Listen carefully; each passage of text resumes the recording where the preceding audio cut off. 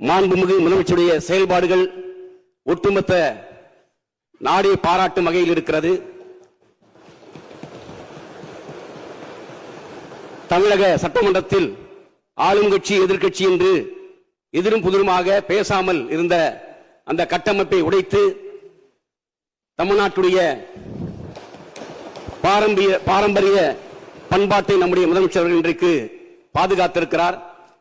1967 ஆண்டு பேரர் அண்ணா அவர்கள் வெற்றி பெற்ற பிறகு அன்றைக்கு பெருந்தலைவர் காமராஜரை சந்தித்து வாழ்த்து பெற்றதை போல நம்முடைய முதலமைச்சர் அவர்கள் வெற்றி பெற்ற பிறகு நம்முடைய பிரதான எதிர்க்கட்சியான திராவிட முன்னேற்ற கழகத்துடைய தலைவரும் முன்னாள் முதலமைச்சருமான அண்ணன் ஸ்டாலின் அவர்களை சந்தித்தது, அதே போல மறுமலர்ச்சி திராவிட முன்னேற்ற கழகத்துடைய தலைவர் திரு வைகோ அவர்களை சந்தித்து வாழ்த்து பெற்றது, அதே போல திராவிட கழகத்துடைய தலைவர் திரு ஆசிரியர் வீரமணி அவர்களை சந்தித்து வாழ்த்து பெற்றது, அதே போல பாட்டாளி மக்கள் கட்சியுடைய தலைவர் திரு அன்புமணி ராமதாஸ் அவர்களையும் சந்தித்தது, அதே போல நாம் தமிழர் கட்சியுடைய தலைவர் சீமான் அவர்களையும் இடதுசாரி கட்சி தலைவர்கள் தோழர் வீரபாண்டியன், தோழர் சண்முகம், அதே போல விடுதலை சிறுத்தை இயக்கத்துடைய தலைவர் திருமா அவர்களை சந்தித்து வாழ்த்து பெற்றிருப்பது என்பது இன்றைக்கு தமிழ்நாட்டில் ஒரு புதிய சகாப்தத்தை இன்றைக்கு நம்முடைய முதலமைச்சர் அவர்கள் ஏற்படுத்தியிருக்கிறார்.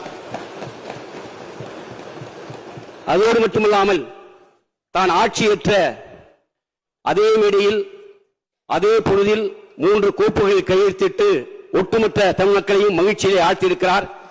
குறிப்பாக இன்றைக்கு பெண்கள் மற்றும் குழந்தைகளுடைய பாதுகாப்பை கருத்தில் கொண்டு சிங்கப்பெண் படை அமைக்கப்படும் என்ற கையெழுத்திட்டிருப்பது, அதே போல இளைய சமுதாயம் இன்றைக்கு போதையிலே புறையோடி கொண்டிருக்கிறார்கள். அந்த இளைய சமுதாயத்தை மீட்டெடுக்கும் வகையிலே அதற்கு போதைப் பொருட்களை தடுப்பதற்கான கையெழுத்து, அதே போல 200 யூனிட் வரை மின்சாரம் இலவசம் என்ற கையெழுத்திட்டு இன்றைக்கு ஆரம்பமே அமர்கலப்படுத்தி இருக்கிறார்.